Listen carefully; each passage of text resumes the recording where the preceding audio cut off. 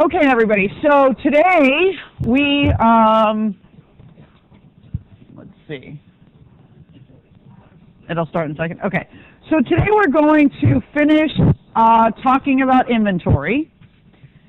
And then we're going to spend a little bit of time talking about kind of starting to talk about property, plant, and equipment. And I think I might be generous and let you go a little bit early today because I kept you late yesterday, last class. So this part, the remaining stuff to talk about inventory is relatively light. Now, that said, I want you to know that I'm not covering every single aspect of Chapter 9. So there, primarily, so dollar value LIFO we covered last class, and it's tricky but doable. And then you can sort of layer on more and more issues, but once you know each component, it's just a matter of combining them rather than necessarily having to work through every single thing. So there will be some homework problems related to retail dollar value LIFO, but you will not be expected to handle that on the exam. Okay, so I want to challenge you for your homework. You have plenty of time to do it. Take the challenge. But if we don't cover it in class, you're not responsible for it, okay, on an exam. Now, okay, so we were talking about, and maybe I'll just go back to remind you, the lower of cost or market, which was normally for inventory we're using cost, historical cost. Which cost? Well, that depends on whether we've chosen LIFO, FIFO, weighted average. But no matter what method we've chosen, we're using costs. Okay, we're just using early costs or late costs or the ones we bought most recently, the ones we bought least recently, but it's still actual amounts that we spent. However, if it turns out that there's a situation where we have figured out that our inventory costs are too high relative to what the value of our goods are. So now all of a sudden we have an asset on our books that's overstated. So normally inventory is understated in the sense that we can sell it for more than we bought it, right? If we can't, we're not in a very good business. So we're deliberately keeping it at cost because we're only recognizing the profits when we make the sale, right? Then we have the sale, cost of goods sold, and we recognize profit. On the other hand, losses, so let's say we buy some inventory and we can't sell it. It doesn't seem right to maintain that inventory on your books if you're not going to be able to sell it. Okay, even if you technically still have it, at what point should you recognize that that's not going to produce any benefits? So conservatism says you need to recognize losses as soon as you know you're going to have them, right? Even though you defer gains.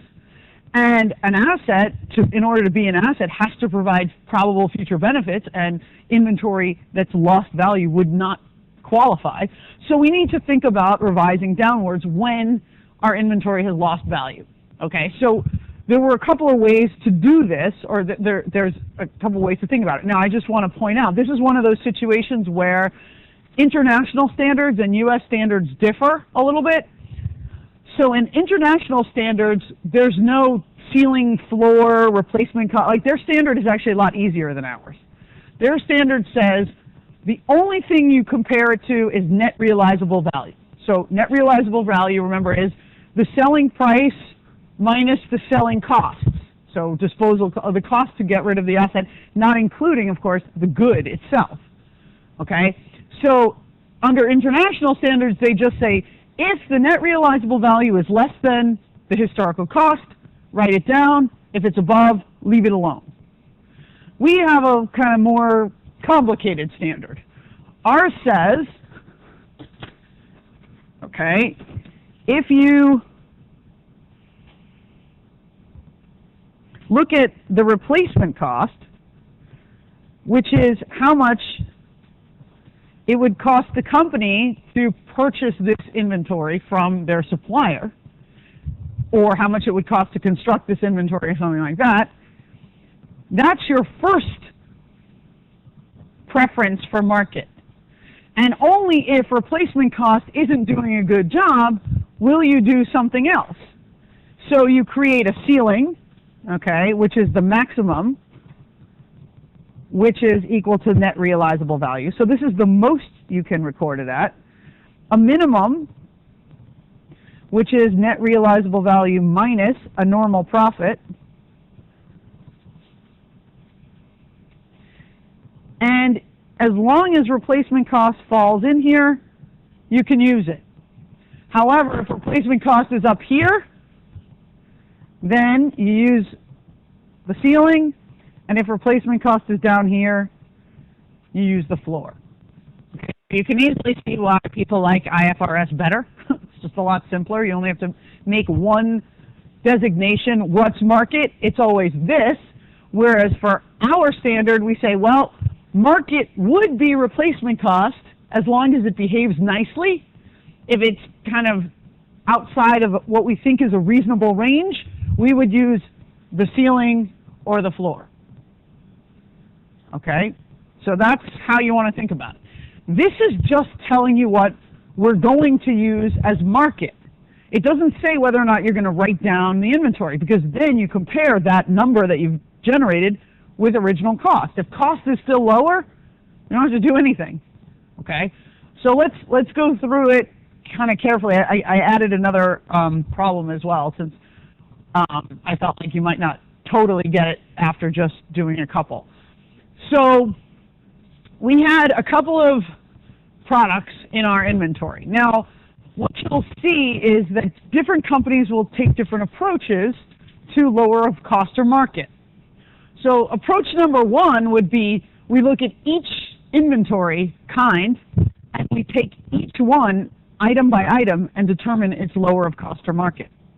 But you could take a different approach. You could say, well, let's group our inventory into similar kinds. So let's say 1 and 2, or 133 and 233, are similar products. So you could say these together we will only write down if the total of the pool of inventory is below the historical cost. Okay, so you can do it the entire inventory, you can do it groups of inventory, or you can do it item by item. All right, and different companies will make different designations. So we have a historical cost for each of these products of $100,000. So this is the benchmark against which we're going to compare market. If market is below $100,000, we're going to have to write down our asset, our inventory. If market is above $100,000, we leave it alone, okay? Because $100,000 is at least as much as it is the lower of cost or market. Okay, so the first thing we need to do is figure out what is market. So market is either replacement cost, net realizable value, or net realizable value minus normal profit. So it's one of these three things, and in order to decide which of those three things, we need to calculate all of those things. So replacement cost they give us right here. So in all likelihood, if the replacement cost is high, we would probably be inclined to assume that we're not in danger. When would we be wrong? Well, we would be wrong if it costs a lot of money to replace the item, even though it's an item that nobody wants. So you can't sell it for very much, even though it's really expensive to produce. In that case, replacement cost isn't doing a very good job capturing the sense of market, because nobody would actually buy it at the cost that they're charging, but trying to resell it, you would be overstating your inventory. Okay, so how do we compute the net realizable value of product 133? So we take the selling price minus the disposal cost, which is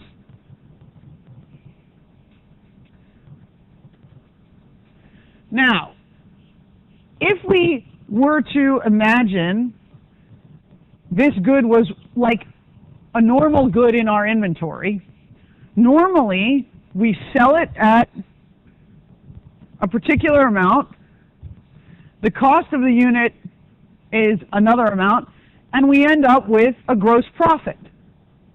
Okay, so we have a sales price minus cost of goods sold, and that gives us our gross profit. So on average, when we sell this kind of inventory, it's telling us our profit margin is 25%. So what does that mean? That means if I sell a good for $100, then normally it's because the good cost me $75, and I end up taking home $25. So for every $100 of goods I sell, I keep $25 of it.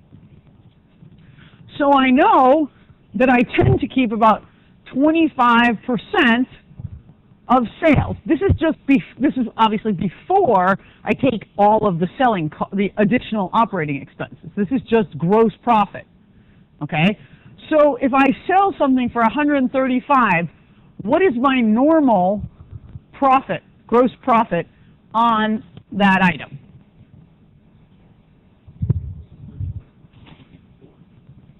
How much is it? 32.5? 22.5? So 25% of 135. 30, yeah. 25% of 135,000. 33,750. Okay.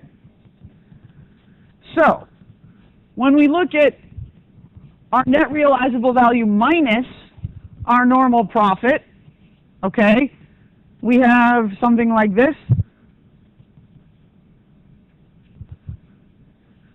Yep. Okay, well we shouldn't have. Okay, so I was listening to you guys and I should have been listening to okay, so it is, no, I'll take the blame. It's my fault. I didn't explain it well enough. Okay, no. So the way you want to think about it is this. This is sales, this is cost of goods sold, this is gross profit. They're telling you profit margin, which is just gross profit divided by sales, right? So they're converting that into a percentage. So if I take the gross profit or the profit margin of 25 and I multiply it by sales, what is that giving me? That's giving me sales minus cost of goods sold. Okay? So after just looking at sales, okay, and subtracting out my cost of goods sold, I should be able to earn on average $33,750. Okay? Now, am I making money if I sell the product and earn $33,750? Well, in this case, no, because it takes me $45,000 extra just to dispose of it. Okay, so the reason you're looking at this value is that you're not just looking at how much you can sell it for minus what you would earn, or minus the cost of goods sold, but you want to look at also the operating costs or the disposal costs, because that would really tell you whether or not you can make a profit on this item. Okay, so that's sort of the worst case scenario is I should record the value of the inventory at what I can sort of sell it for after I take into consideration both the cost of goods sold and the disposal costs. Now, you could argue, oh, well, you're not including all these other overhead costs. Well, you know, disposal costs could include those overhead costs. And, you know, selling could include some overhead. Okay?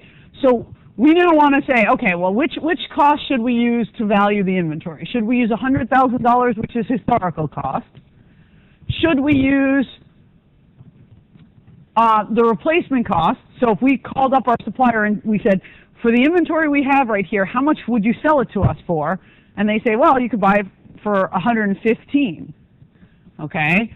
Or should we say the most we could possibly get from this, ignoring all other costs, just looking at cost of goods sold, the most we could get for this, holding aside cost of goods sold, is 90, And the most we can get for this, including cost of goods sold, is $56,250. So which of these things is going to be our market? Okay, so market is, look at here's our ceiling. Our ceiling is 90. This is the absolute maximum that we can use. Okay? Our floor is 56,250. This is the minimum. Where is replacement cost? It's up here at 115. So which of these things do I have to use? The max, right? I can't go above the max for market. I can't go below the min, and if my replacement cost is outside of that sort of ceiling and floor, I have to use one of these. Okay, so I'm going to use the max. Now I compare the max, which we said is 90,000, to the cost. Should I leave which is lower, cost or market? Market. So right now my inventory is valued at $100,000. But I don't want it to be valued at $100,000 because that's overstating my inventory. I want it to be valued at 90. How can I make that happen? Write down my inventory.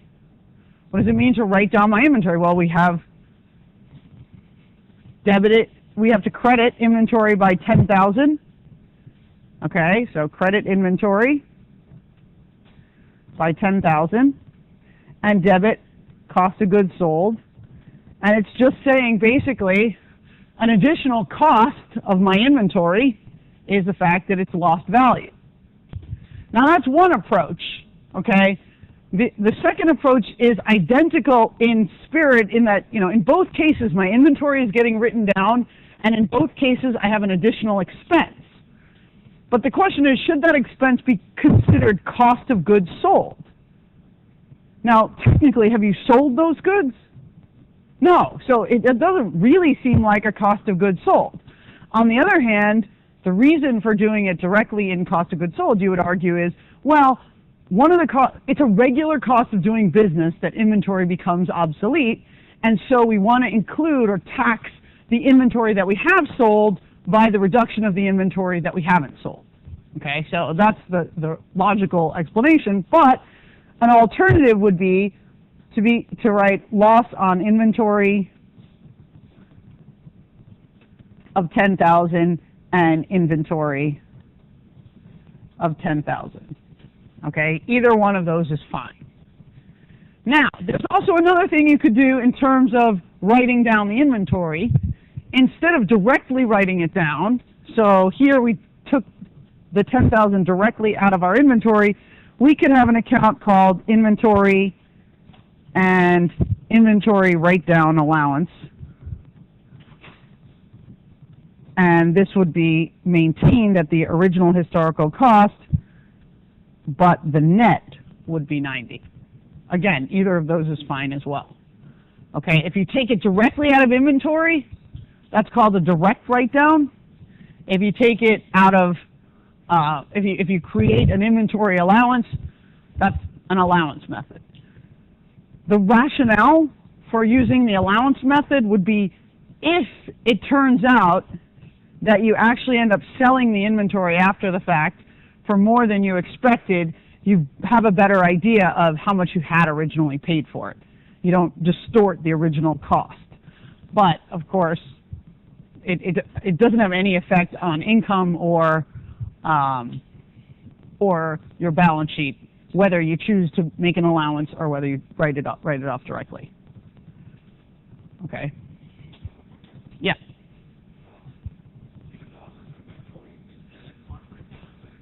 This is an expense. So just like cost of goods sold is an expense. So they're both reducing income. The only difference, and maybe I'll show it to you in an example, and then you'll. Okay, so here are the two different kinds of ways of writing it. You can either have a loss on the inventory or put it in cost of goods sold. You can have an allowance, or you can take it right out of inventory.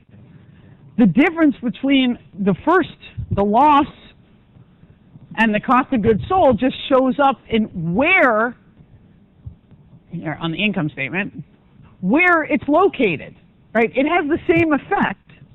So in the first case, the cost of goods sold is 120, but if we took an inventory write-down and we put it in cost of goods sold, so let's say the write-down was for $65,000, 120 plus another $65,000 of cost of goods sold is 185. And then you just go forward and you get your answer. Alternatively, we can leave the cost of goods sold alone and put the loss down here, okay, in one of these other revenues and expenses. Which seems more appropriate? Well, the idea would be, which do you think this is sort of a non-recurring one-time sort of expense? And that would be the case if perhaps normally your inventory is going great and you don't have any problems, but one time you had some mess up in your purchasing and you bought too much, or you bought something that was very unpopular, and it's kind of an infrequent event, and you want to highlight the fact that, hey, this doesn't happen very often, versus this is just kind of part of the business. You know, we buy inventory, it gets obsolete, and so it is really part of the cost of goods sold, because in order to sell 100 products, we sometimes buy 120. Those 20 end up having no value. The whole cost of goods sold should be included, the full 120 units of product that we bought. Okay, so there's no requirement that you do one or the other, but you know, how you interpret it would be based on whether you think inventory write-downs are a frequent event or an irregular event. Okay, yeah.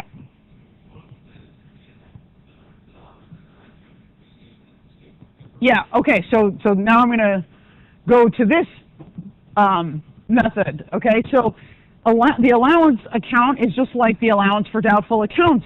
It's a permanent account. It's a contra inventory account. And so if you took the direct write-off, the 65 would have been taken straight out of inventory. Here instead you have the 65 in it, but then you have the contra 65. It's the same. I mean, the balance sheet and the income statement are not overall affected by which method you chose in terms of totals. It's just a matter of presentation. Okay, either one's fine. So let's do the rest of this, and then if you feel comfortable, we don't have to do another problem, and if you want a little bit more practice, we'll do one more. Okay, so you guys take a stab at computing the values here for net realizable value, normal profit, and net realizable value minus normal profit. Identify which of the three possible market values we're going to use, and then tell me whether we need to write down our inventory.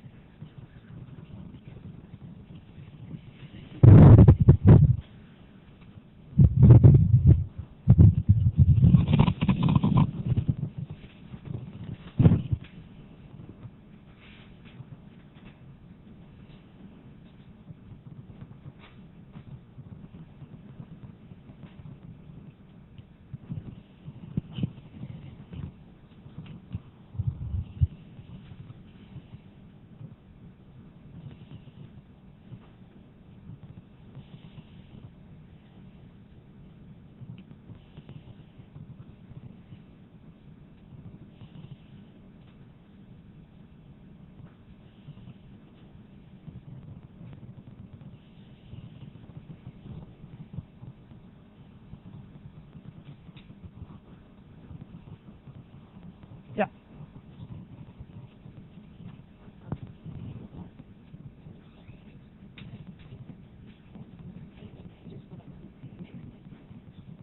Okay, then I could have, yeah, it could have, yeah. I mean, the higher grade would get the C+.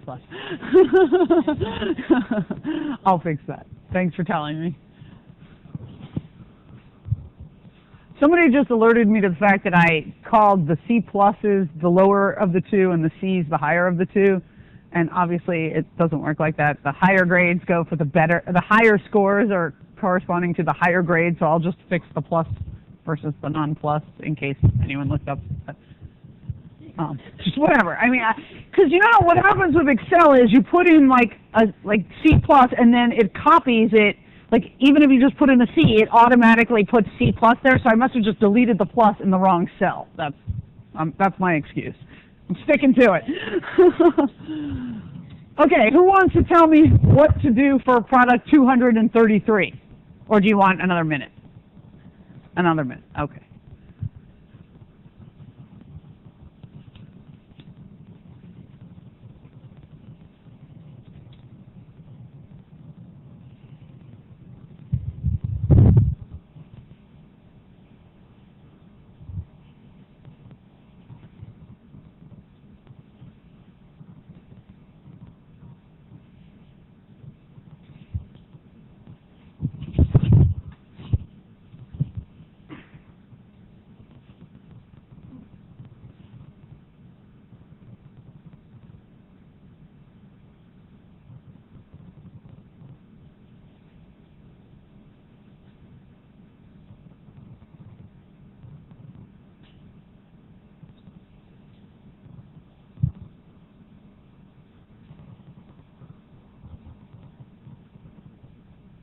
Okay, now let's go. Who's ready? Who's going to tell us what to do for product 233? Okay, go ahead.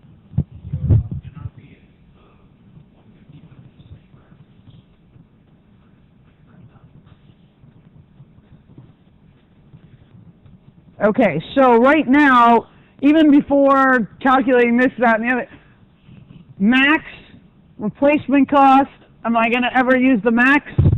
No. Right? Because if replacement cost is less than the max doesn't come into play. Okay? What is the normal profit on this good? So how are you calculating that? You're taking 150 times 0.25, okay? So 37.5. Okay? So what is my net realizable value minus my normal profit?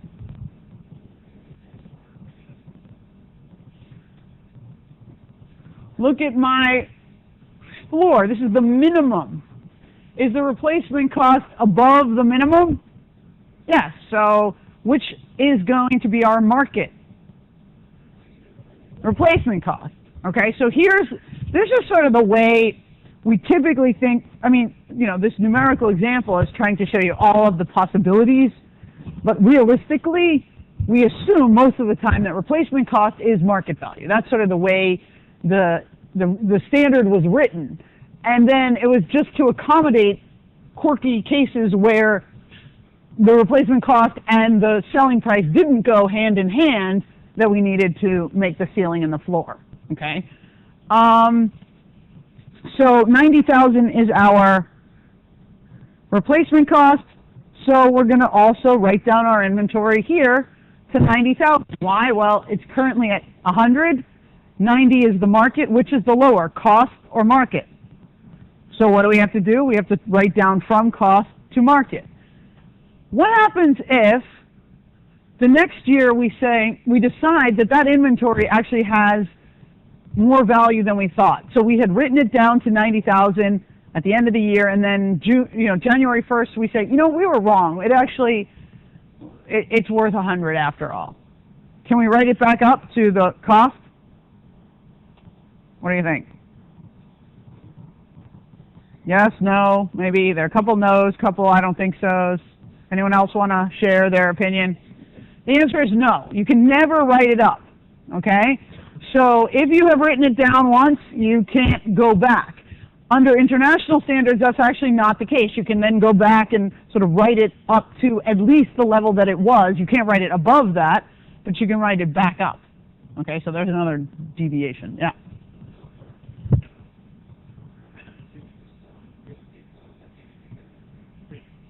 Yeah.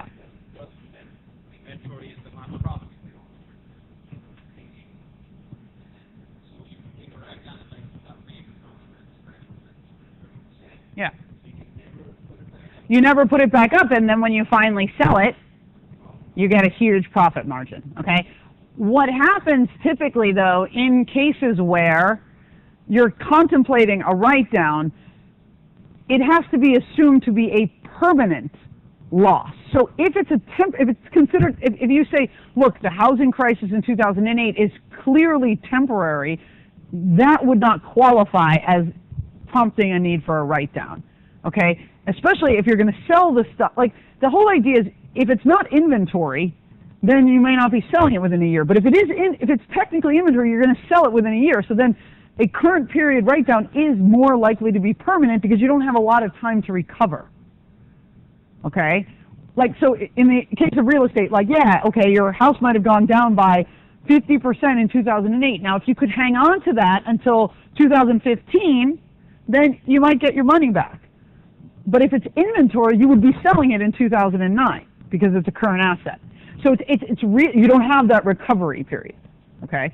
Now, that said, a lot of companies have kind of played around with this where they'll write down their inventory in the current year because they're having a really bad year anyway, and then the next year they'll sell that stuff because they wrote it, and so they wrote it down too much, they'll sell it, they make a huge profit, and they look all of a sudden like they've turned themselves around, when in fact all they did was shifted the loss into the earlier period and then artificially inflated their profits in the subsequent period. And that's why we sort of hold them to not writing it down to anything less than this. So, you know, the company could lie and sell, oh, well, we don't think we can sell it. We think it'll cost, like, we're only going to sell it for $0, but that's, you know, not what you're supposed to do. Okay, you're not supposed to write it down in a way that would make you look more profitable than normal. Okay, write-downs aren't a good thing. Okay, so how about the last product? Who wants to give me some? Okay, go ahead.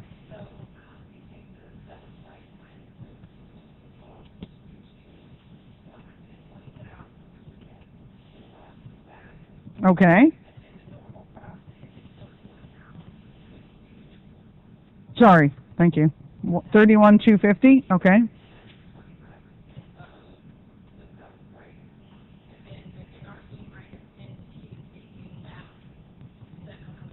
Whoop, 88,750, okay.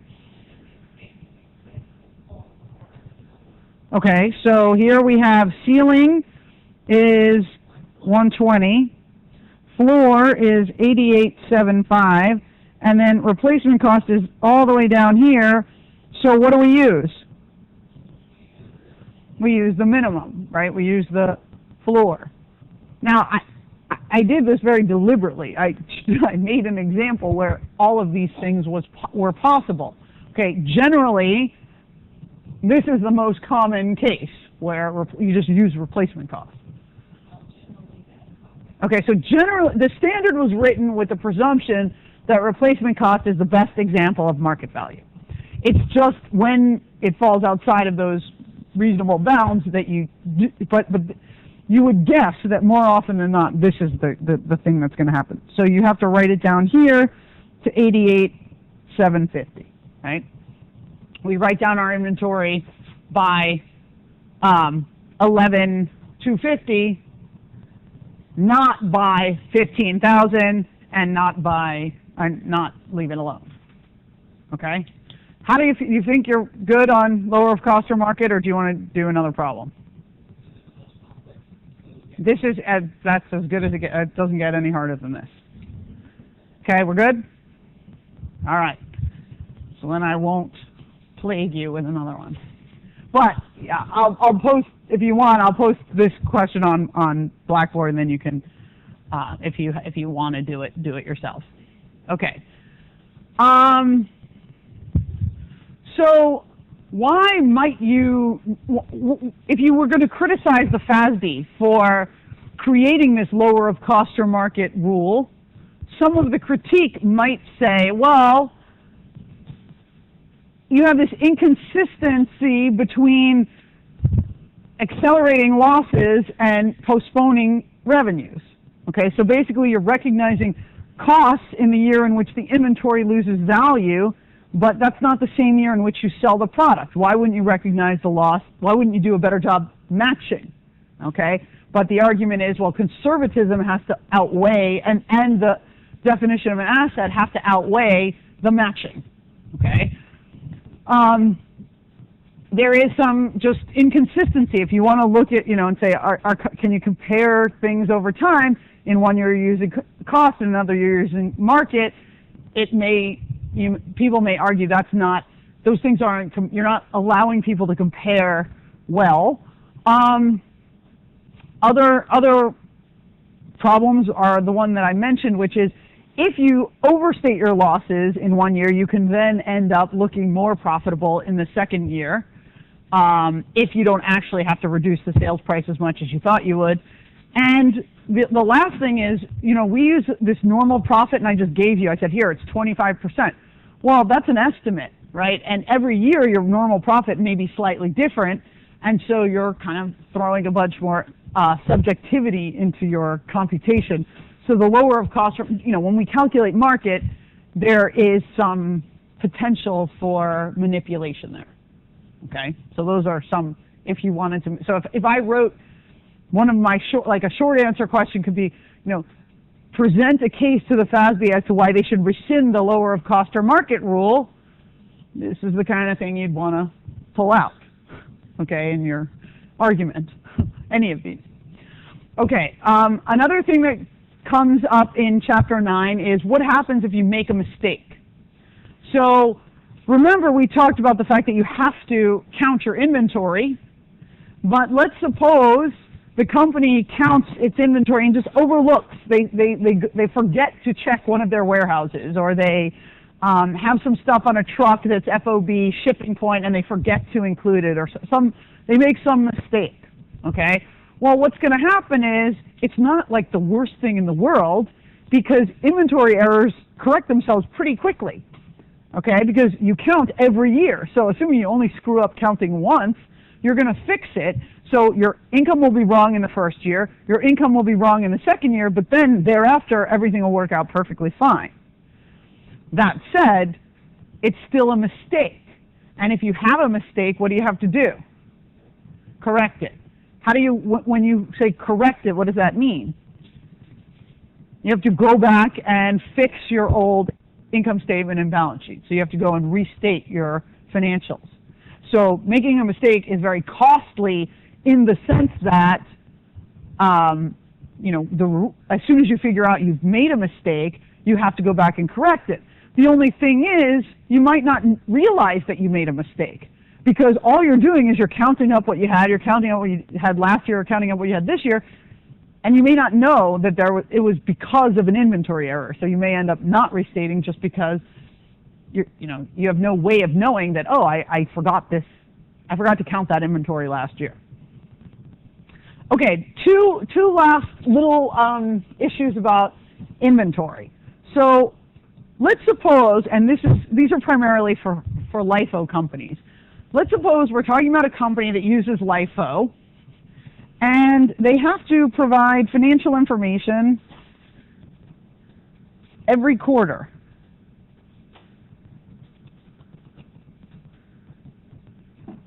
Okay, so I'm company A, and I have a fiscal year that's January through December. Okay, and at the end of March, I need to tell my investors how I'm doing. It's not going to be an audited financial statement, but it is a required filing. And my auditors will look at it, they're just not signing off on it. Okay, so I am making sales in this wiggly period. Now, if I use LIFO, and I'm like hardcore, straight up LIFO user,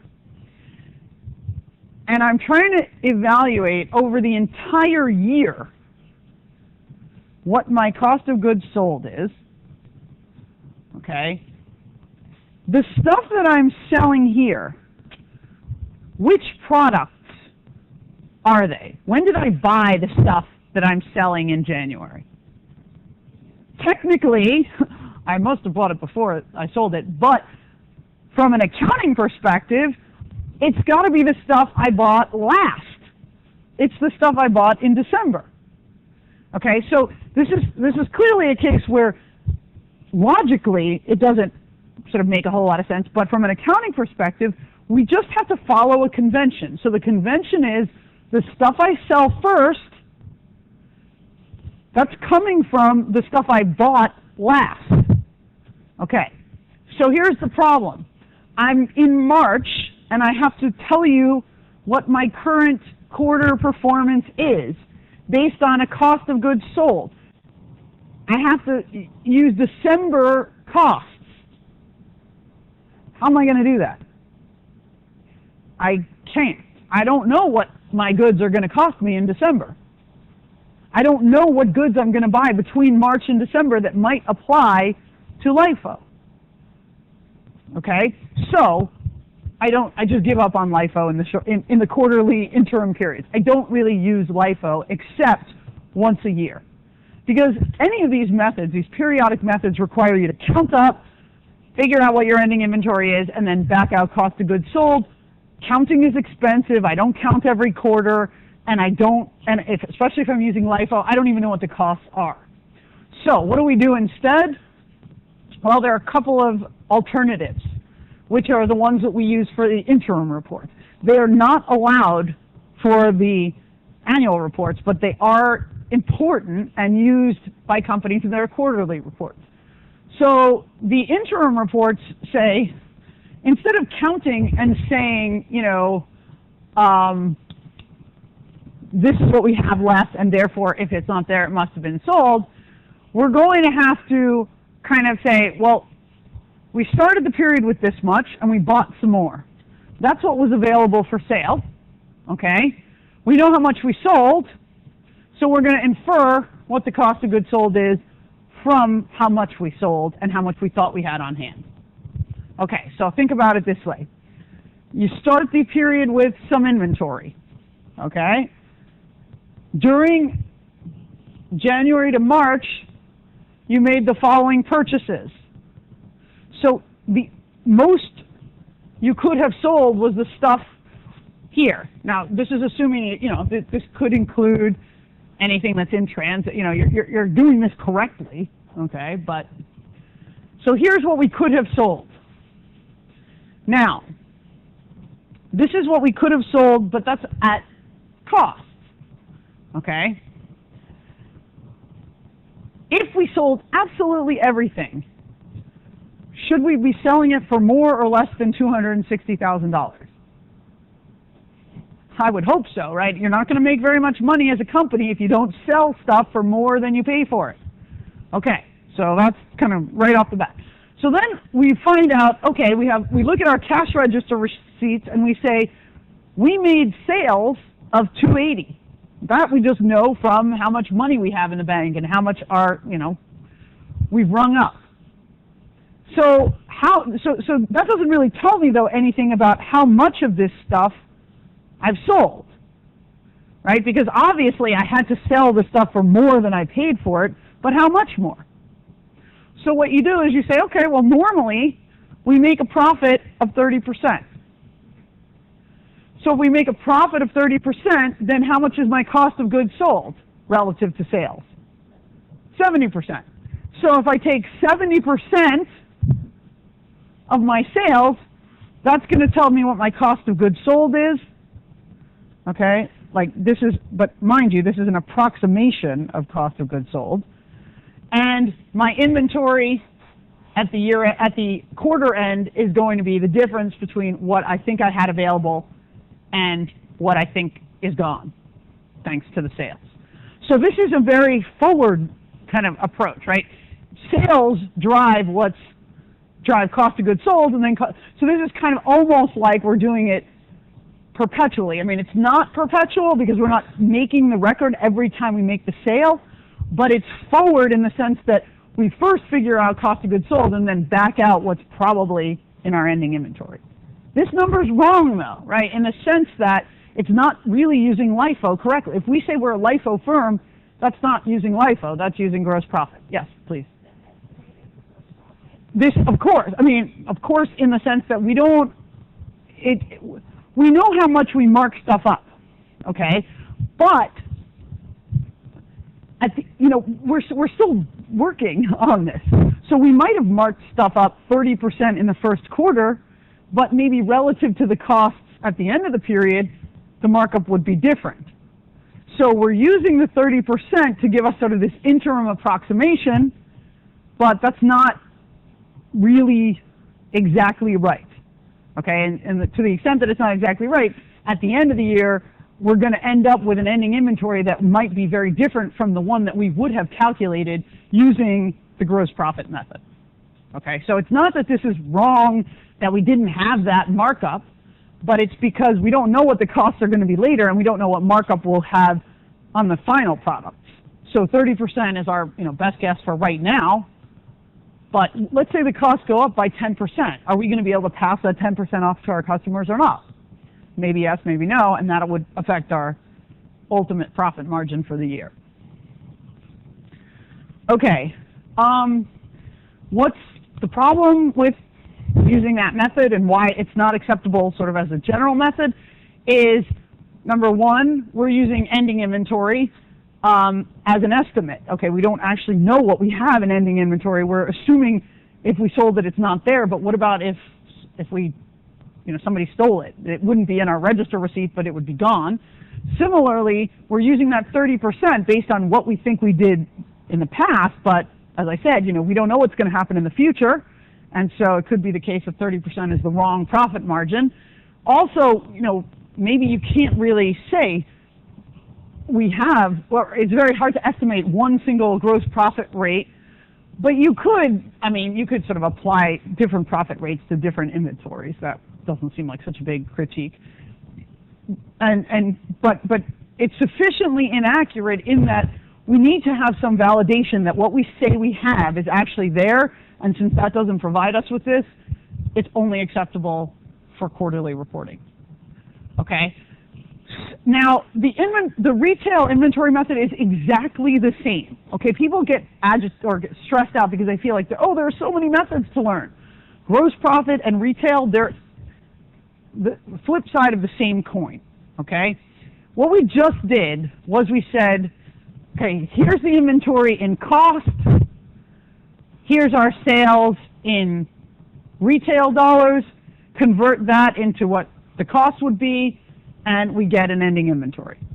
The alternative would be, okay, here's the cost. Let's mark it up as if it were at retail, and then subtract the retail.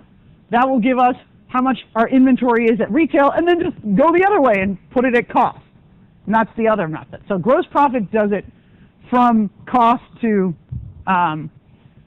price, and the retail method goes from retail to cost. Okay, so what's the benefit? Again, like the other method, you don't have to count up your inventory, okay, but you have to know how much you're going to mark up each one of your products. You have to keep records of what your markup is. So here's an example. Okay, this company starts the year, and it has inventory of $55,000. That's the cost. And they think they're going to be able to sell that for $100,000. Okay, they're not assuming they have sold it or anything. That's just the retail value of the inventory. So the cost is 55, the retail value is 100. So just on that inventory, what is their gross profit? 45, right? Their ending inventory is going to depend on sort of using that notion. Now, gross profit is 45. Then, so alternatively, we could have something which we call the cost to retail percentage, which is just cost divided by sales. So gross profit was sales minus cost divided by sales. Cost to retail percentage is this. So what is the cost to retail percentage of this? 55%.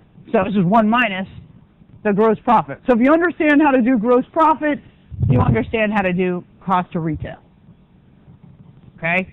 So the cost to retail of just this inventory is 55%. However, during the year, they make some purchases, and the cost is $785, and the retail is $1,003,000.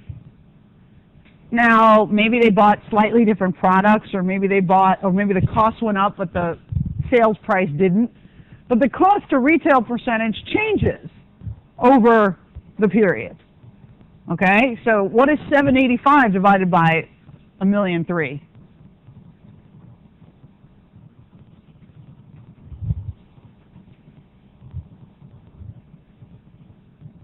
$785 divided by 1,003,000 is what? 60? No, just tell me. I didn't hear what you said. 60. Okay, so here the cost to retail percentage was 55%, but it's going up. It's gone up. Okay, costs have gone up, and we haven't been able to kind of collect more, sufficiently much in sales in order for that to. So what we're going to do is sort of take some average over the entire period of the cost to retail percentage. Okay.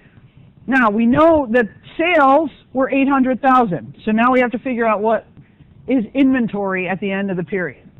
Okay. So this is, let's say they do semi-annual reports.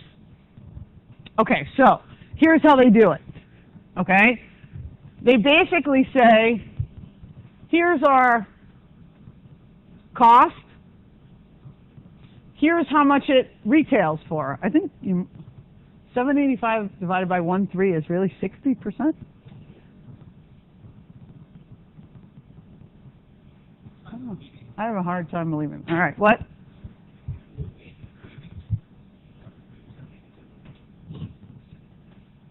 Right, but that's with the 55% and a something else. So that's why I would think it would be slightly more than 60%. But okay. Anyway, so here's the cost, here's the retail value. Okay? So for the whole period, we had $840,000 worth of goods that we thought we could sell for $1,004,000. Our cost to retail percentage is 60. So if we take what we actually sold, which is 800,000, that means what we have left is 600,000 worth of stuff at the sales price. So that's how much we could sell this stuff for. We need to back out how much it actually cost us. We use that, apply the percentage, and what are we going to get? What should our inventory be at cost? Our inventory at retail is 600,000. What's our inventory at cost? How are you getting that? Okay, so I take cost divided by sales, multiply it by. Okay, so why am I taking 60% times 600,000?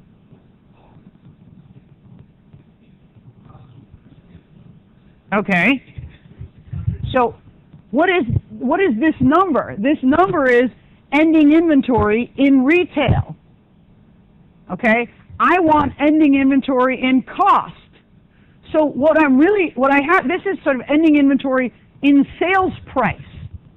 So if I want ending inventory in cost, I need to multiply it by the cost to retail percentage. Okay?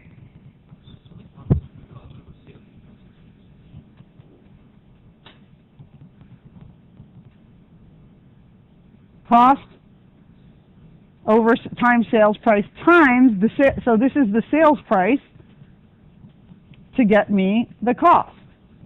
Okay, this is the value of my inventory in the sales price units. I want it in cost units. So I have to take the $600,000, multiply it by my cost to retail percentage to get the cost of my inventory. Okay, it's exactly the same thing that we had done before. What we had done before is we said, okay, well, here's the cost. We take our sales, we hit it with some, we figure out what the cost of goods sold was, and then we just subtract here. Here we just shift over to retail. We don't have to do anything to sales. We have now our inventory in retail prices, and now we put it back in cost.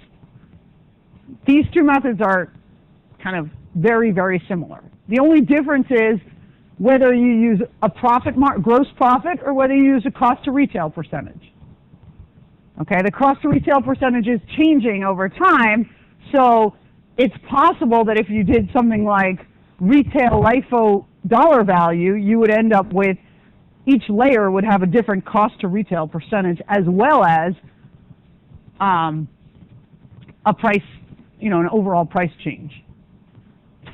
Okay, so at the end of the text, you'll see there's like a section on dollar value retail LIFO, and that's kind of intimidating and like scary. It's just take what you know about dollar value LIFO, take what you know about retail, combine the two, and it's not any harder. Okay, it's just one little extra step, which is converting not only to the dollar value, but converting to retail, and then back to cost. Okay, so let's talk a little bit about property, plant, and equipment, very, very little bit, and then I'll hand back your exams and you can go. Okay, so property, plant, and equipment, we're going to just talk about that for the next, after today, like a little bit for the next 2 classes, and then we're going to talk about depreciation, and then that's it, okay? So we're kind of looking at the end of, yay? So sad. No, okay, all right, so property, plant, and equipment is the next, so, if you think about what have we done this year, we started with the broad statements, and now we're like filling in all the line items. So we've got cash equivalents, receivables, inventory. We're moving on to the big stuff, the fixed assets. Okay, so property, plant, and equipment for most companies is land. So, okay, there are exceptions. There are companies that speculate in land. That would be inventory. We're not talking about those. There are companies that sell machinery. Well, for that company, the machinery is inventory, okay? This is the kind of stuff that the company actually uses and uses throughout its, to provide services to the firm rather than as inventory. So for a company, it's land, buildings, and machinery, furniture, tools, anything that they need in their production process or in their sales process, okay? Typically, it's used long-term. It's depreciated. It is not for sale as a general rule. It doesn't mean you can't sell it. So let's suppose we have a machine. It's not as efficient as we might like. Sure, go ahead and sell it and buy a new one. You're not prohibited from selling it, but it's not your normal course of business. So when we think about generating revenues from our normal sales, those kinds of sales would not be included in that top line sales. They would be in other revenues and expenses gained from sale of machinery or loss from the sale of machinery. Okay?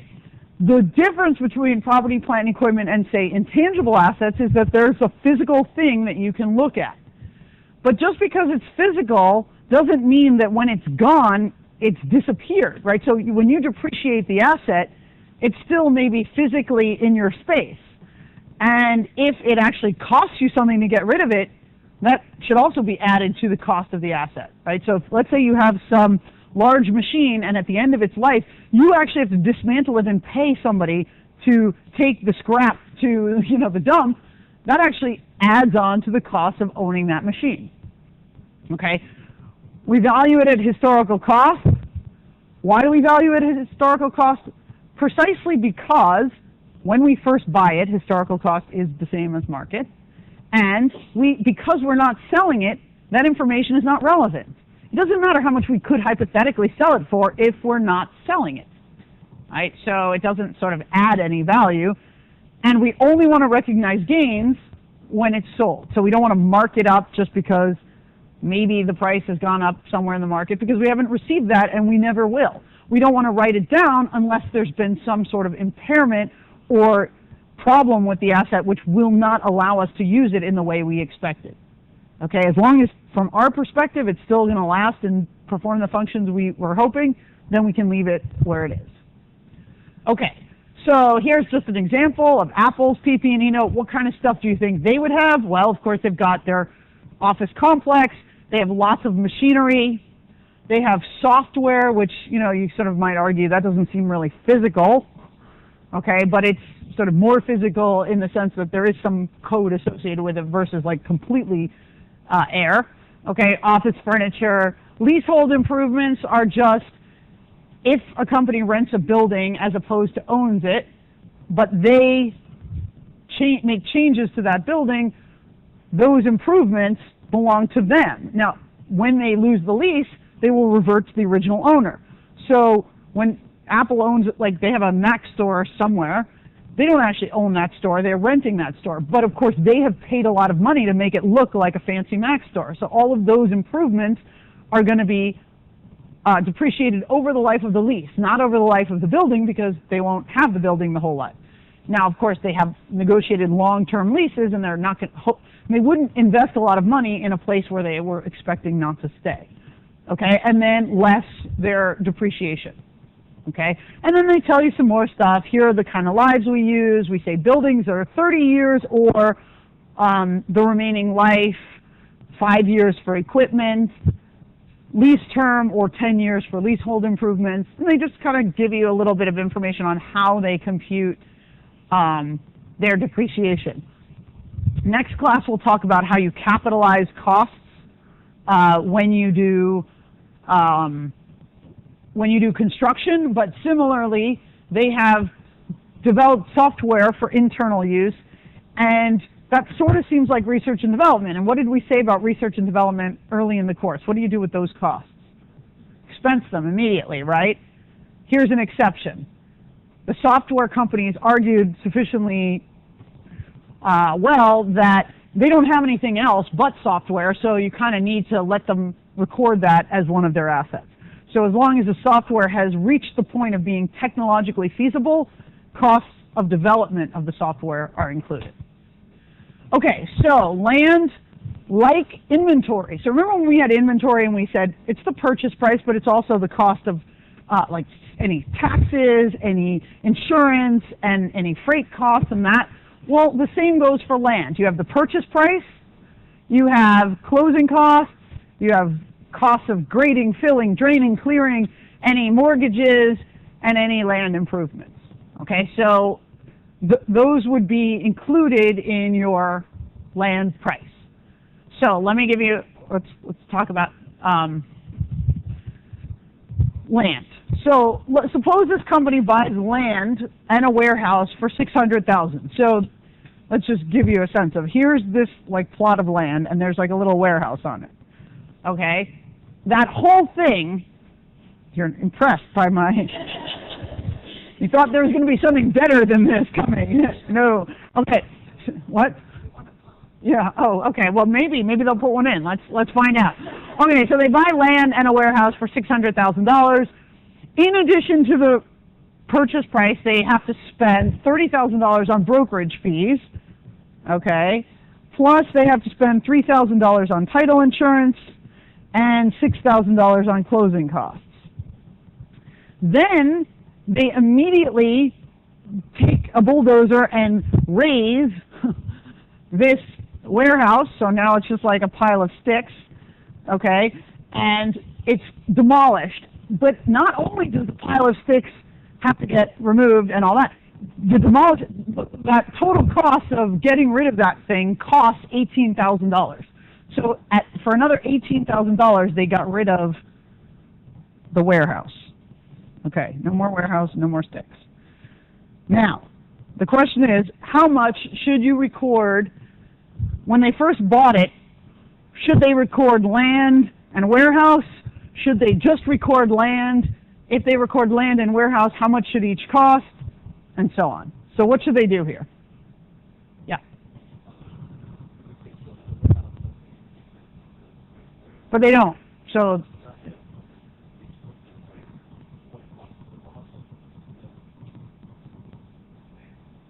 okay, so you want to add that 18. So if you had to tell me what the cost of land would be, what would you say?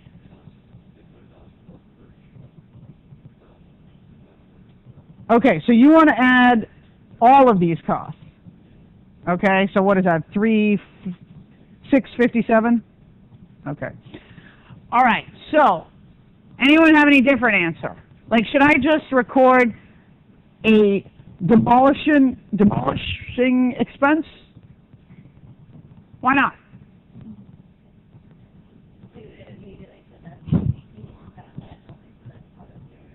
Okay, so the idea is I need to include all the costs of getting the land ready for use.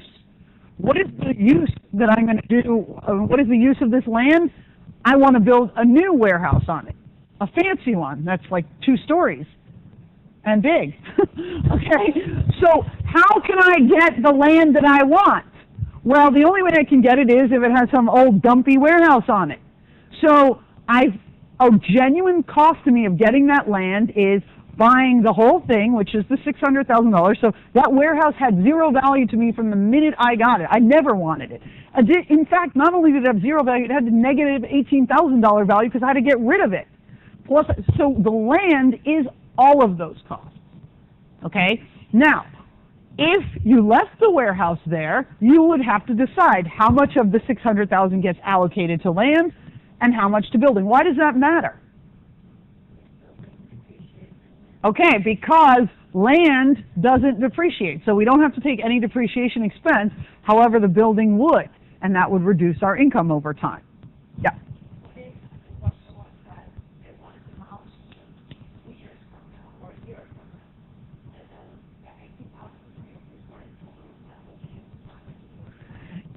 It sort of depends on their intent.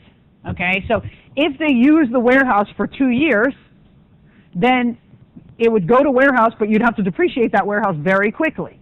Okay, if you from the get-go knew you were going to demolish it, even if you don't do it immediately, you can still add those costs in, as long as this was never utilized as a warehouse from your perspective. Okay. All right. Yeah. Go ahead.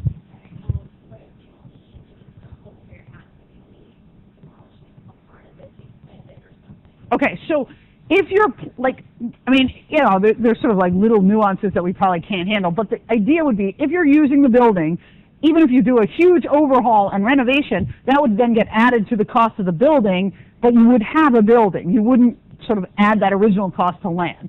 If you completely get rid of it, that's when you add the cost to land, because the idea is the reason you bought that warehouse is not for, or that parcel is purely for the land. Okay? All right, so why don't we stop here? We'll pick up where we left off. If you'd like, you can grab your exams. They are in, I don't know, they're probably not in any sensible order.